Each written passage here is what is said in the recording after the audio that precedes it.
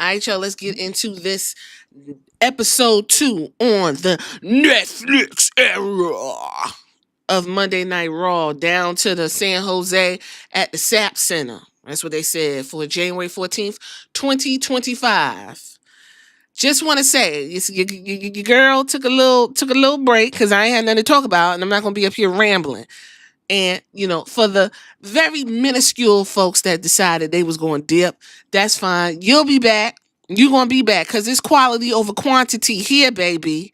Quality over quantity. And with that being said, for all my cousins that stick around, because I'm coming, a bitch gotta breathe. Let's get into this quality episode of the Not Really reviews. So CM Punk was in the ring and he was yapping. I like that. It's an old word. It's new again. He was in the ring yapping and shit, Then he said, play my song. It's always someone that I don't want to interrupt me. Why can't it be Rhea Ripley? So he was talking about Seth Rollins. He interrupted him. Seth Rollins said, look, first of all, Seth Rollins took his glasses off. He had a nice yellow and blue and purple shiner. Had a blue, yellow, purple shiner on his face. And CM Punk was like, oh, I did that, bitch. And Seth Rollins was like, look, I know you happy to see me. You know what I mean? But you shouldn't be surprised because I told you last week I'm going to come out here whether I get my ass whooped or not. And here I am. CM Punk was like, yeah, but I beat your ass or whatever. What are you out here for? Seth Rollins, to sum all this up, whoop de whoop de whoop, just let CM Punk know that he is going to make sure he never main events WrestleMania because he has entered the Royal Rumble. And then we hear whooshing, shing, shing, and big old loser ass, muscle bound Scottish warrior Drew McIntyre enters the conversation. And Drew said a whole bunch of nothing, child. I couldn't tell you what Drew was talking about because them two was in the ring trying to get it on, and Drew McIntyre interrupted. And he like, Seth, you act like you this big leader, but it's just the act. You all talk. The action doesn't line up. And I'm like, Drew, shut the fuck up because you the same motherfucking way. So Drew was like, so y'all want me to come in the ring and whip both y'all asses? And they was like, yeah. So they getting all situated to do it. And Drew was like, nah, B, I see you down to the Royal Rumble. And that was the beginning of Raw. I was like, okay, all right, we starting off a little dry, but it's gonna pick up. And this is where it picked up. The man that we've been waiting on, the worst kept secret is the best way to describe this. Pentagon Jr made his WWE debut against Chad Gable. Good match. Little bit of hiccups, I think, because Jr was a little, nervous. We got the bam, boom, bip, the bink. Then we got a big spot, which is called the Mexican Destroyer. Everybody was like, oh, ooh, ah. I actually liked that the audience was, ooh, ah. Every time Penta breathed, it was, wow. I was like, now, they glazing. But I'm happy for him. At the end, he got the mic. He beat Chad Gable. At the end, he got the mic. And he had said something in Spanish, real deep. His family was in the front. So he spoke to them. San Jose loved whatever he was given. San Jose was like, we here for it, girl. And essentially he said, this is the Jr era. I love it. Please keep Pentagon Jr. away from Legado del Fantasma and LWO. Please keep Pentagon Jr. Penta away from Legado del Fantasma and LWO. Thank you. Penta won. I want to go ahead and give Chad Gable a round of applause. Because, baby, he made that ass drop. When he got that Mexican Destroyer, did you see his booty? His booty meat was booty being, okay? Chad Gable is a curious case, child. It's a lot to be said about Shorty G because I don't think he can handle the way he need to be, but it is what it is. Moving right along, we head back to the Judgment Day fuck house because that's all they around there playing video games and fucking, okay? Liv Morgan and her lackey getting a check for no reason. Raquel Rodriguez was there. And Finn Balor was, finning. And he was like, oh, girl, look who it is. You out here and you ain't got shit. Liv Morgan was like, yeah, that's cute, whatever. Dirty Dom comes in the screen and he had some bouquet of flowers for Liv. And Liv was like, thank you. That's cute. Go get my stuff and get Raquel's stuff, and I'll see you at the car. And Finn Balor was like, you don't get it, do you? That bitch is mad as fuck, but you dumb, so whatever. I got things to do. Finn tells Dom to stay in the back and handle his business with Liv, because him, JD, and Carito are gonna go to Adam Pearce and get a rematch demand a rematch for the World Tag Team Championships. And he got a match later on tonight because he has to he gotta destroy Damien. I gotta destroy Damien. He been trying to destroy Damien, and we've been suffering right along with him. Your Intercontinental Champion, Braun Breaker, is in the audience like everybody else. Okay, moving right along. Sheamus versus Ludwig Kaiser. If you've seen a Sheamus versus Ludwig Kaiser match, you've seen them all. Boom, boom, bam, bip. And at some point, Breaker proceeds to shove Sheamus or whatever after Sheamus beat Ludwig Kaiser. Okay, girl, whatever. Kathy Kelly had a backstage interview with Seth Rollins. Next week, he'll be going one-on-one with Drew McIntyre because that's what we had asked for. One of y'all did, I think. And Seth said he can try the true needle in him, and Seth owes him one for last year's WrestleMania. Then Sami Zayn came in. Sami Zayn combed his hair. Remember I told you, what's his name? Jimmy told him to go back there and comb his hair. Well, Sami Zayn combed his hair. Now, I don't know if he bathed or whatever. So he combed his hair, and he was like, it's been a great week for Sammy and his boy Roman and the Ula Fala, whoop de whoop de whoop. So what's next? Sammy's going to help Roman Reigns in the Royal Rumble or beat Cody for the WWE. And Seth wants to know when Sammy's finally going to look out for himself. Like, who gives a fuck? These guys need to find something to do because their whole shit revolves around Roman, who don't even come to work. Roman's somewhere getting his shit shined, and y'all are like stressed out and not wrestling. Karrion Kross looked like he been in the forest with the woodsman, and he back there, and he was informed that the Y6 been moved to SmackDown. Not that anybody give a fuck. The Y6, child, who that? Miz claimed that he had nothing to do with that, and Sami Zayn asked Cross if Pierce is available to talk. Cross was like, yeah, go ahead, do whatever. And he could totally see the bloodline falling apart. Boom, boom, boom. Sami was like, yeah, I always wanted to be world champion. Miz was like, well, bitch, you could keep on wanting because the way you look, you going to stay right in the position you in. And Sami was like, you know what? All that hot shit you giving me, get your ass in the fucking ring. Obafemi is in the house. Hey! Gunther and Jey Uso had a segment. Gunther walks to the ring in a full suit because he ain't wrestling. We don't wrestle on Raw. Duh.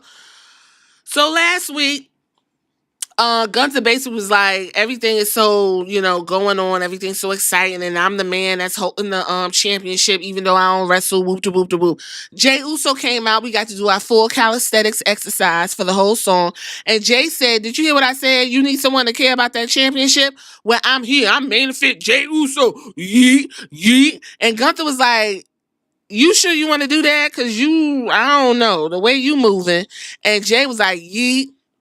And Gunther was like, well, I think it's cute and everything, but you a big ass fucking clown. All you do is yeet and dance and move around the ring. You got your little intercontinental joint, but you ain't finna touch this because I don't got time for that. And Jey was like, yeet, yeet, yeet, yeet, yeet, yeet, yeet.